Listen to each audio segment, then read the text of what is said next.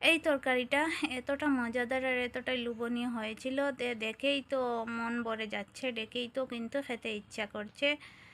তো কী রান্না করলাম, কিভাবে রান্না করলাম জানতে হলে ফুল ভিডিওটি দেখতে হবে। হ্যালো এভরিওয়ান, আসসালামু আলাইকুম। কেমন আছেন সবাই? আল্লাহর রহমতে আমিও অনেক ভালো আছি। আর এই কথা না বাড়িয়ে এখন চলে যাব রেসিপিতে। তো প্রথমে আমি এখানে 5টা ডিম নিয়েছি, আর ডিমগুলোকে এখন আমি একটা একটা করে ভেঙে নেব। আর ডিমের আর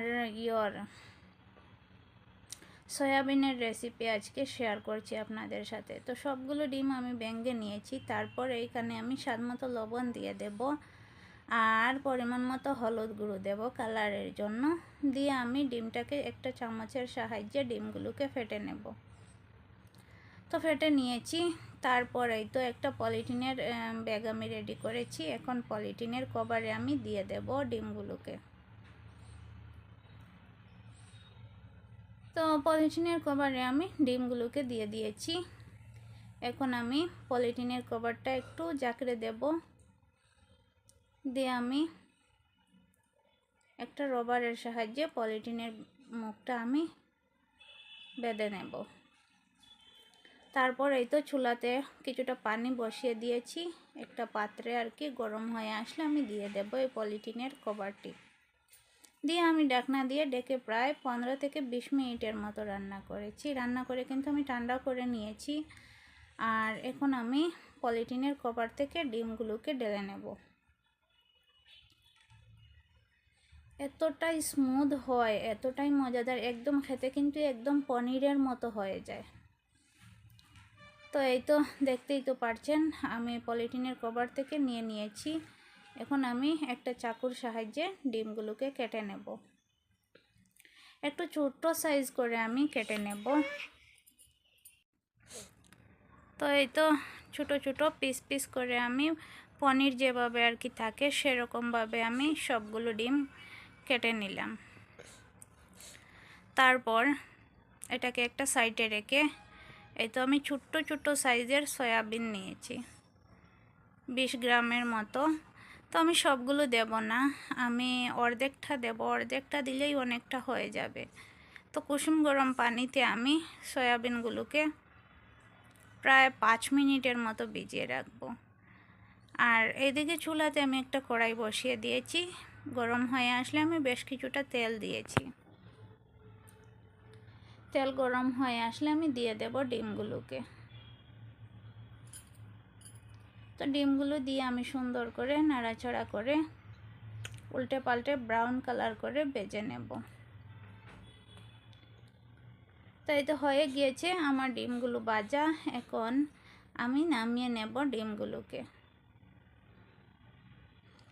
আর এইদিকে আমার কিন্তু সয়াবিনগুলো একদম হয়ে গিয়েছে, ফুলে উঠেছে, ফুলে উঠে একদম দ্বিগুণ হয়ে গিয়েছে। আর আমি সয়াবিনগুলোকে ধুয়ে পরিষ্কার করে রেডি করে নিচ্ছি, আর ডিমগুলোকে এদিকে নামিয়ে নিচ্ছি। তো ডিমগুলো নামানো হয়ে গেলে আমি সেম কড়াইয়ের মধ্যে আরও কিছুটা তেল দিয়েছি, আর লবণ আর হলুদ দিয়েছি। দিয়ে আমি এখন সয়াবিনগুলোকে দিয়ে দিয়েছি। সয়াবিনগুলো কিন্তু আমি ধুয়ে পরিষ্কার করে একদম পানিটা চিপে চিপে ছেঁকে নিয়েছি। তারপরেই তো হলুদ লবণ তেলের সাথে আমি সয়াবিনগুলোকে ভালো করে ভাজা করে নেব ব্রাউন কালার করে। সেম প্রসেসে ডিম যেভাবে ভাজা করেছি সেইভাবে আমি সবগুলো কিন্তু সয়াবিনও ভাজা করে নিয়েছি। তারপর আবারও সেম কড়াইতে আরও কিছুটা তেল দিয়েছি, দিয়ে আমি তেজপাতা দিয়েছি, ডালচিনি দিয়েছি, দিয়ে কিছুক্ষণ ভাজা করে নিয়েছি। তারপর দিয়ে দিয়েছি এখানে আমি আদা রসুন পেঁয়াজ আর কাঁচামরিচের পেস্ট। তো কাঁচামরিচ আমার কাছে ছিল না, কিছু কিছু লাল লাল মরিচ ছিল, তো সেগুলোকে দিয়ে দিয়েছি। দিয়ে আমি সবগুলোকে এখন তেলের সাথে আমি কিছুক্ষণ ভাজা করব।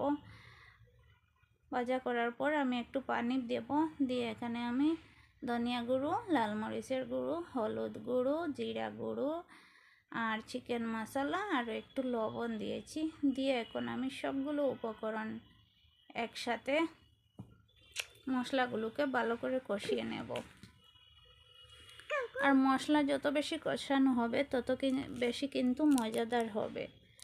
তো মশলাগুলো আমার কষানো হয়ে গিয়েছে। এখন আমি দিয়ে দেব সয়াবিনগুলোকে। সয়াবিনগুলোকে দিয়ে আমি মশলার সাথে নাড়াচাড়া করব বেশ কিছুক্ষণ সময় নিয়ে লো আছে।